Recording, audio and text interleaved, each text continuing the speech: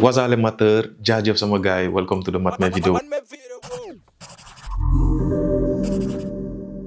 Aujourd'hui on est là pour faire une vidéo ci podcast sans filtre bu Akhlou Brick. Damay ñëw tout de suite dugg ci sujet bi wax naka laa ko gisee et ngeen partager seen xalaat aussi dans les commentaires. Laataa may commencer damay ñëw ak benn placement de produit boo xam ne waa Geek Tech ñoo ma baaxee micro bi. Donc bu leen di fàttaliku sama yeneen vidéo yi taxaw benn place tey micro bi nii di wax mais tey gis ngeen ni benn bouton laa yor nii rek donc bii mooy le micro Lark, donc c'est disponible. Mën ngeen dem en description ngeen woote ñu jaay leen ko ci ay njëg yu xéewale. Vraiment ils sont très disponibles boo leen demee foofu Touba Sandaga 3e étage boo leen fa demee rek moom ngeen di gis juste boo leen wàcce ascenseur bi seen gauche la leen féete Geek Tech ñoom élage ñu ngi fa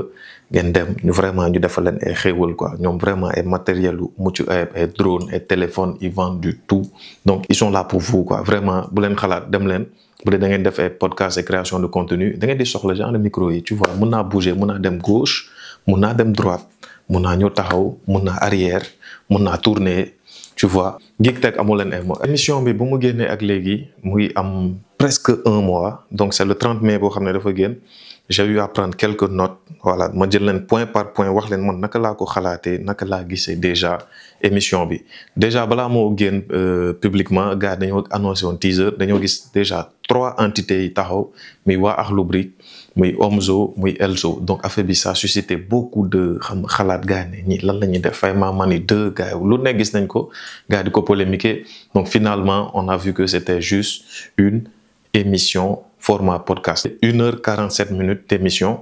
Vraiment décor bi nice, xam nga parlant ci forme bi ak fond bi nickel, rien à dire à part que dernière minute bi ici fin partie bi on a vu qu'il y avait des petits soucis de son. Donc loolu c'est pas méchant, loolu mën nañ ko tolérer ci aspect technique bi, mais dans le fond l'approche, la façon dont ñu ko defee do. Premier point boo xam ne Aara déjà mu nekkoon modérateur wu débat bi moo doon joxe parole bi moo doon intervenir di def ay affaires, il a très bien géré moom loolu côté boobu moom rien à dire. Donc premier point bi dafa souligner industrialisation rap galsen, voilà. Donc bu mu koy wax joxe parole bi quoi, Omzo lay jox parole après Elzo wax après Dayza tamit wax. À l'entame de l'émission dafa am des petits tooñante, tu vois que gars yi ñu ngi jéem a détendre atmosphère bi parce que c'est des gens yoo xam ne déjà Elzo ak Akhlou Brick on sait qu'ils ont de bons rapports nice quoi, mais le problème c'était Omzo ak waa Akhlou Brick parce que ñoom depuis concert bi on les a pas vus ñu toog di échanger et tout ça. Donc c'était l'occasion pour eux xam nga ñu détendre atmosphère bi parce que y avait ce petit truc là un peu tendu, donc il fallait ñu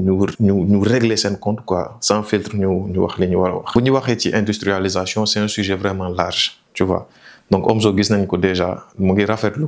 le fait que c'est un débat entre rappeurs ñoom ñoo war a sekk waxtaan bi. Donc vraiment il y a un aspect boo xam ne ils sont concernés quoi, ils sont acteurs du game, ñoom ñoo mën a wax par rapport ak sujet bi ñoom naka lañ ko dundee personnellement. Ci man loolu moo ëpp njëriñ sax animateur wala benn journaliste ñoo di leen poser question. Donc il y aura plus de profondeur ci débat bi. Intervention Elzo bi donc c'est sama podcast tamit on a parlé parenthèse boobu wax nañ ci quoi. Tey il a eu le même argument mooy perte de vitesse au rap galsen bi depuis 2020 bi xam nga dafa sentir cassure, il y a plus d'événements, rap bi dafa perdre vraiment en kii au détriment du mbalax boo xam ne il s'approprie suñu yenn codes yi xam na suñu yenn éléments yi ba ñoom seen game mu ngi suqaleku te ñu on est à la traîne quoi. Moom genre argumentation boobu la indi. Dayza de son côté moom mu ngi wax ci manque d'unité entre rappeurs yi quoi. Rappeurs doonatuñu benn xam nga ku nekk ngi sa côté di def say affaires, donc y a pas ce côté fédérateur. Donc Dayza il a eu des arguments très pertinents mais parfois tamit dafa xaw mel ni lu xaw a déraillé yoo xam ne j'étais pas trop d'accord ak raisonnement xam naa ci kanam dinaa leen ko wax. Omzo de son côté moom mu ngi wax donc le rap n'est pas pris au sérieux, moom loolu la wax te loolu dama koy renvoyer. Est-ce que rappeurs yi ci boppam ñoom ñu ngi jël seen bopp au sérieux? C'est ça la vraie question, parce que public bi balaa ñu lay jël au sérieux day fekk yow de ton côté tu te prends au sérieux. Voilà, donc c'est juste benn point de vue moo xam ne mu ngi kii man juste dama leen jox raisonnement yoo xam ne ñoom joxe nañ ko ak man sama point de vue yoo xam ne gis naa ko par rapport ak ñoom lu ñuy wax. Aara tamit après këf na parole aussi moom mu ngi wax ci point boo xam ne lu am solo la. Voilà, mooy mu ngi wax ci carte bancaire dans le rap pour ñu éduquer public bi ñu am déjà les habitudes comme yeneen dëkk yoo xam ne ils sont développés quoi, parce que tout est boo xoolee Europe ñoom seen lépp carte bancaire la ñoom liquide sax ñu doxantoo ko problème la. Donc bu ñu étant donné que la musique nekkatul loo xam ne physique bi c'est plus privilégié, il faut nga dem ci ay plateforme te plateforme bi booy jënd musique il faut forcément nga am une carte bancaire boo xam ne foog nga jëndee son yi foog nga mën a streamer et tout ça donc moom mu ngi wax ci éducation financière gars yoo xam ne nañ gën a yeewu pour xam naka la ñu mën a industrialiser naka la ñu mën a def boo xam ne game bi dina mën a am mécanisme yoo xam ne day gën a gaaw quoi xam nga boo xam ne ñëpp bu ñu amee seen carte bancaire seen artiste bu génnee rek dañuy dem streamer ci projet bi am seen abonnement Spotify Deezer Apple Music et tout ça donc wax na ci cadre bu am solo te boo xoolee les Ivoiriens tey jii étape bu ñu nekk boo xam ne vite fait ils sont dans les charts seen streaming day dox et tout ça parce que y a eu une vidéo de Didi B bu mu ci toll quoi boo xam ne mu ngi doon positionné wu dafa def benn vidéo je sais pas ndax naa ko inclus ci vidéo et tout ça boo leen ko recherché YouTube certainement di ngeen ko gis mu ngi wax ak public bi am leen ay carte UBA wax lii donc loolu il y a 10 ans ci ginnaaw mu ngi ko doon wax gars yi donc nous ba léegi nii on fait de notre mieux quoi képp koo xam ne mu ngi wax ci hip hop et tout ça mu ngi cax gars yi ñu ngi wax jox ay conseils tout ça mais dans la pratique on voit que booy ba léegi amaguñu éducation boobu noonu quoi peut-être que les trucs comme ay Wave ak yooyu noonu am nañ habilité boobu noonu gars yi yëpp am nañ Wave et tout ça mais comment traduire ça pour pousse gars pour ñu dem streamer des sons ci quelconque plateforme boo xam ne peut-être comme Dido nu mu ko doon essayer xam nga créer benn accessibilité et tout ça on a vu que c'est dem nañ ba ci biir Dido existé tout parce que les réalités sont là gars yi amaguñu ils ont toujours pas cette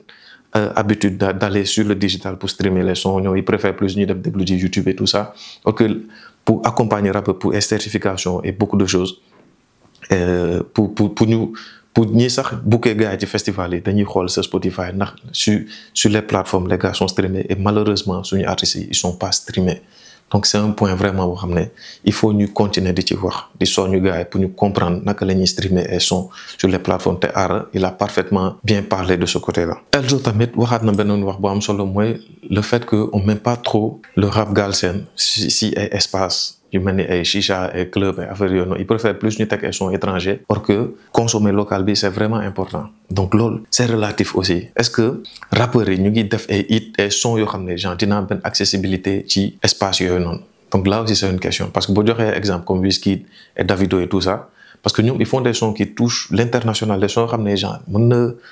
laal ñëpp quoi mais boo waxee peut-être rap galsen c'est vrai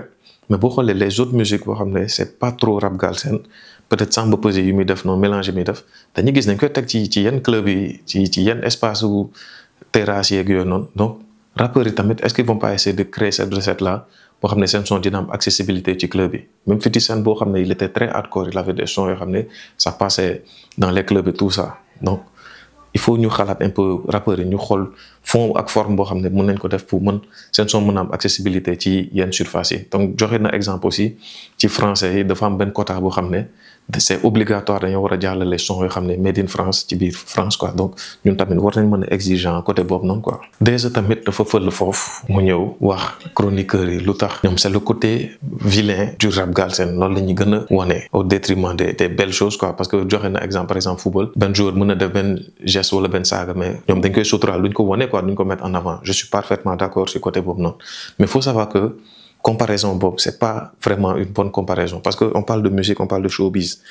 gis nga ba ci state wala France ak yooyu noonu artistes yi seen bad buzz sax ça contribue à leur développement tout le temps dama koy wax y a pas de mauvais buzz quand tu es une personnalité publique def nga telle affaire peut-être y a des choses aussi ça peut être très très très personnel quoi yooyu waaw mën na familial et tout ça loolu je comprends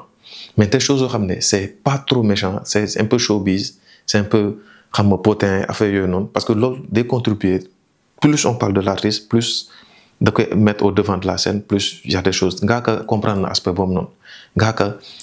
dañ koy waxal lii dañ koy waxal lële mais il prend tout ça contribue à son développement mais un artiste mënoo nekk en retrait carrément xamuñu sa actualité defoo actualité créé woo en tant que projet par projet te espace projet c'est un très long gap donc on a tendance à oublier les artistes donc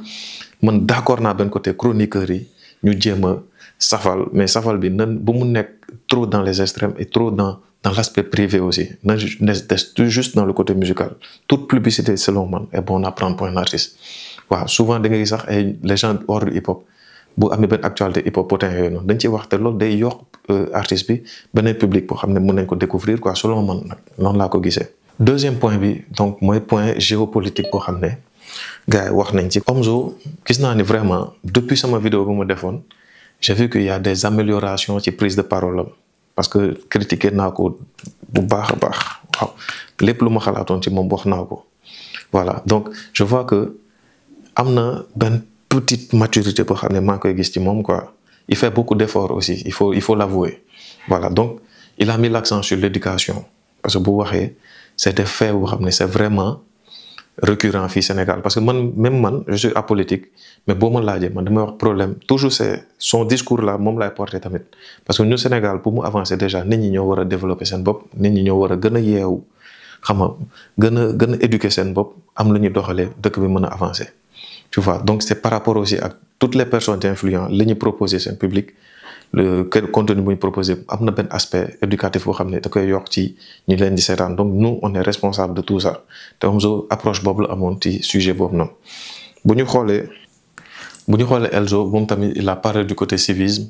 ak côté formation donc c'est très important parce que bu ñu wax situation géopolitique mooy changement régime bi et tout ça Elzo il a eu ce même discours te gis nañu avec son projet de mën na nekk. loolu la rejoindre quoi formation xool gars yi yoo xam ne si li ñu liggéey ñu encourager leen promouvoir leen propulser leen xam nga et tout ça donc Elzo il a eu ce discours là. Déjà pareil ak Ara wax nañ seen expérience à Miami bu ñu demee gis nañ ni naka la ñuy structurer naka la ñuy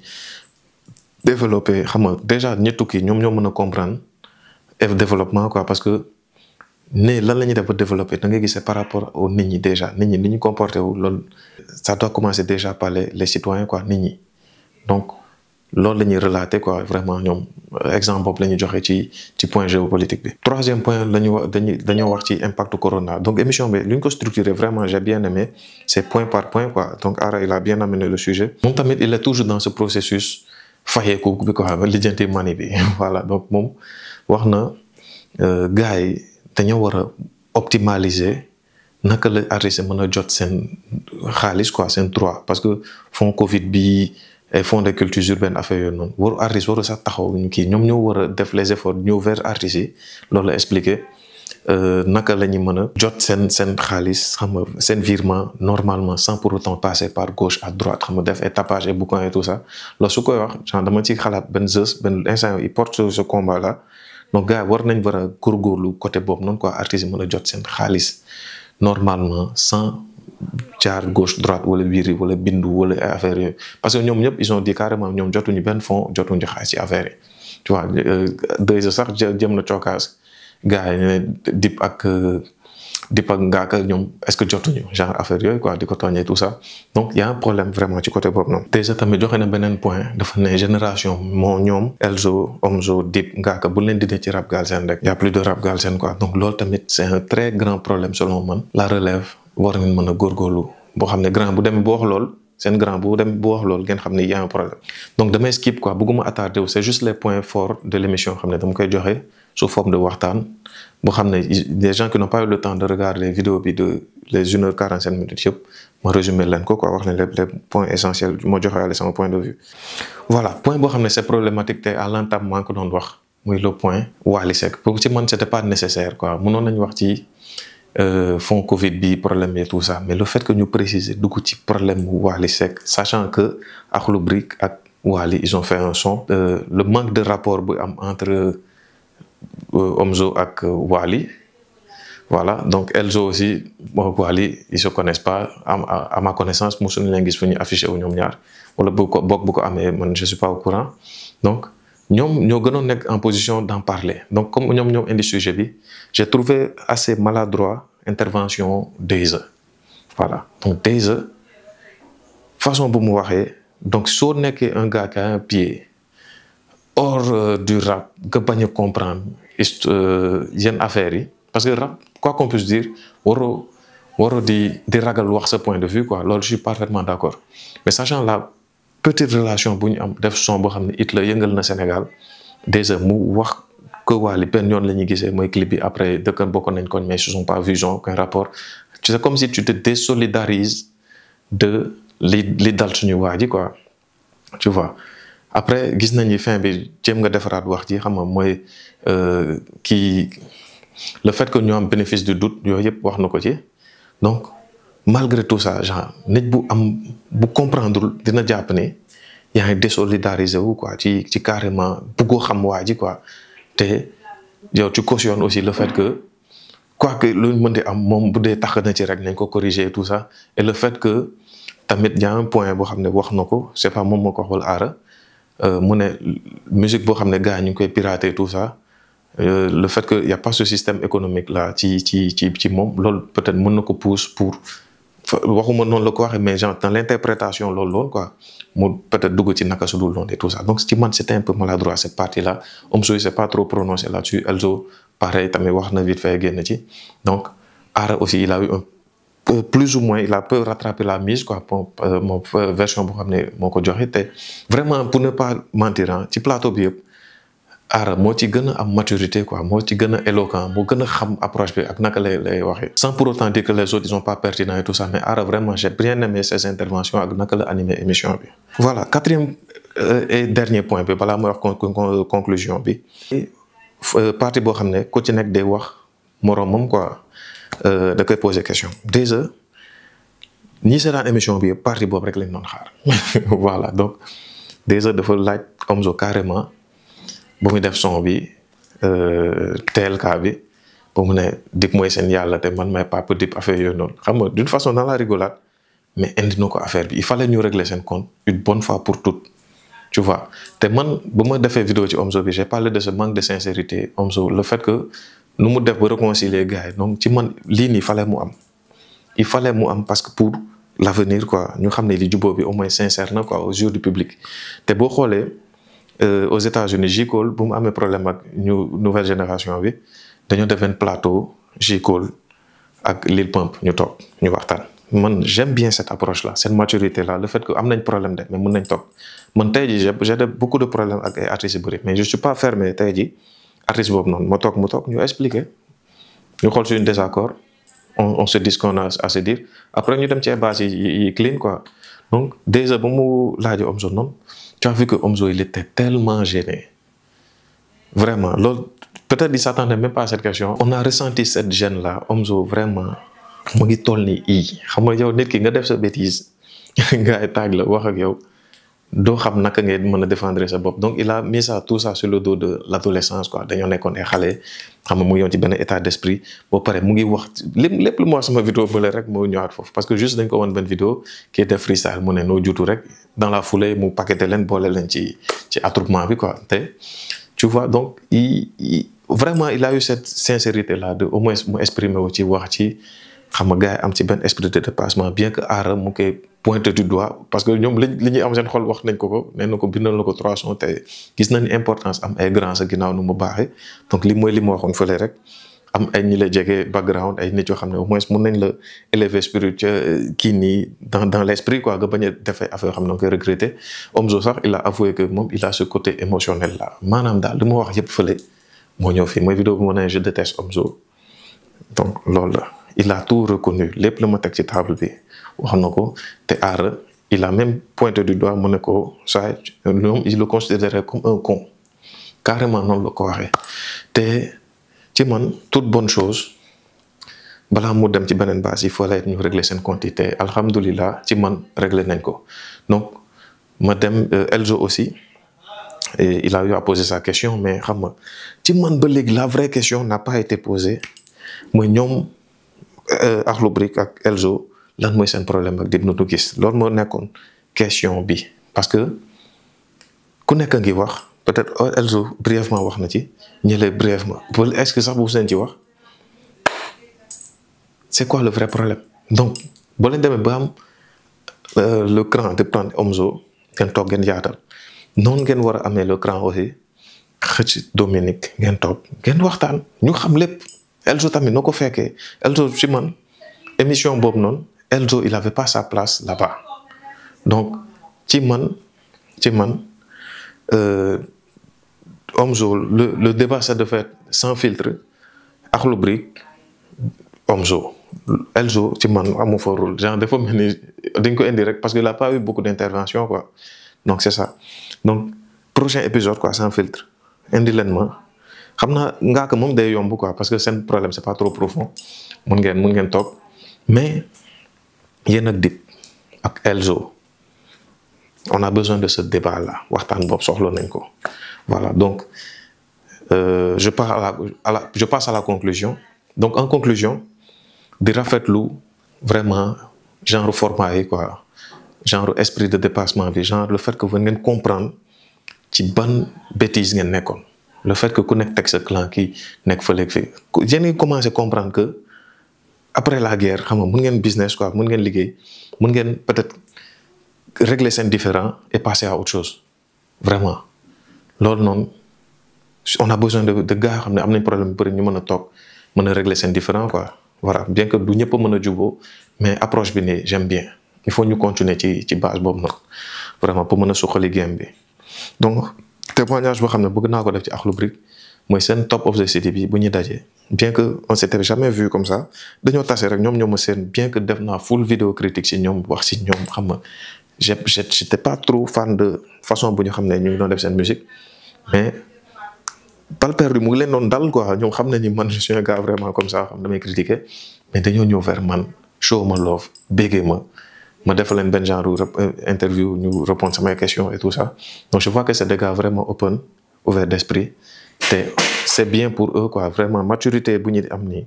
dafa baax te yàlla dina leen yóbbu fu gën a sori parce que on a besoin de ce genre de personnes là quoi ñu nekk et devancier par rapport à boy ñu mën a am benn esprit bu mel noonu quoi d'entrepreneuriat et joxe exemple bu baax aussi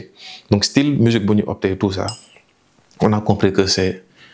nit am na fooy toll am na fooy lijjantee sa bopp am na sa beneen envie musicale te ñoom ils le font bien tout en restant rap aussi quoi qu'on puisse dire Akhlou Brick ils ont ce truc là mais ay rappeurs lañ Ara c'est un très bon rappeur chaque fois moo wax leen ko ci clash ak Ngaaka Blindé vidéo yi ma def yëpp j'ai beaucoup apprécié les interventions de Ara Dayza sama critique benn la qu'il parte un peu en solo ñu xool mel ni quoi il est toujours sous le truc de Akhlou Brick quoi toujours il est collé à Ara sans Ara dafa mel ni moom du artiste donc loolu c'est mon point de vue te man foofu laa koy xaare quoi mu génn ñu benn EP moom kese wala mu def son moom kese vraiment sans l'aide de Ara quoi à côté Elzo tamit ci man amoon place ci interview bi moom vraiment dañ ko tooñ quoi moom waru foon toog voilà mais c'est un gars que j'apprécie beaucoup et di ko béggee aussi et di ko féliciter ci son album qu'il a sorti donc c'est ainsi que cette vidéo se termine donc j'espère que vous avez kiffé voilà donc di remercier waa Geek Tech ci micro bi donc désormais moom ngeen di gis son bi bu baaxee rek ngeen wax ma voilà donc à la prochaine je vous kiffe bu leen fàtte ngeen abonné wu ngeen commenter vidéo bi ngeen liker surtout like yi na dal à la prochaine je vous kiffe Bemex